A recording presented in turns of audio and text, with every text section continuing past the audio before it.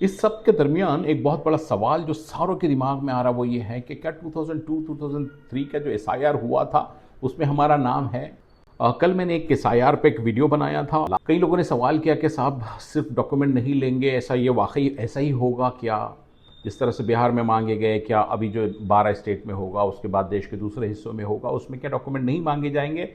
इस पर कोई तफसीली बात हो तो देखिएगा, जो एसआईआर अब होने वाला है उसका प्रोसेस यूँ रहेगा कि जो आपका बीएलओ होगा वो आपके पास आएगा, हर वोटर्स के पास। भारत में जितने लोग हैं, शुरुआती 12 स्टेट से है, उसके बाद जहाँ जहाँ पर ये होगा वो बीएलओ आपके पास आएगा एक फॉर्म लेकर। फॉर्म में आपकी जो एग्जिस्टिंग इन इलेक्टोरल रोल पर अगर आपका नाम है तो वो डिटेल्स आपको उसमें देनी होगी।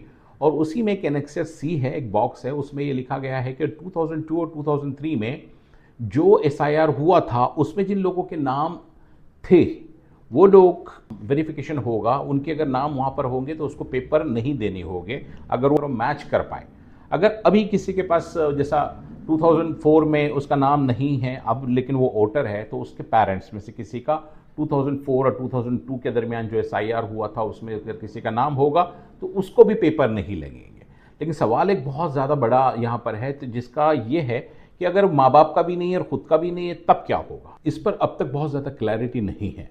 लेकिन मुझे लगता है कि जिस तरीके से डायरेक्शंस है इलेक्शन कमीशन के, उसमें उन लोगों ने लिखा है कि अगर किसी का नाम नहीं आएगा तो या उनका नाम मैच नहीं होगा पिछले एसआईआर के साथ, तो ऐसे लोगों को नोटिस इशू करके उनको हियरिंग दी जाएगी, उनके पेपर्स फिर कलेक्ट किए जाएंगे। ऐसी सूरत में पेपर्स की ज़रूरत होगी, जो 12 पेपर्स है जिसमें अब आधार कार्ड भी है।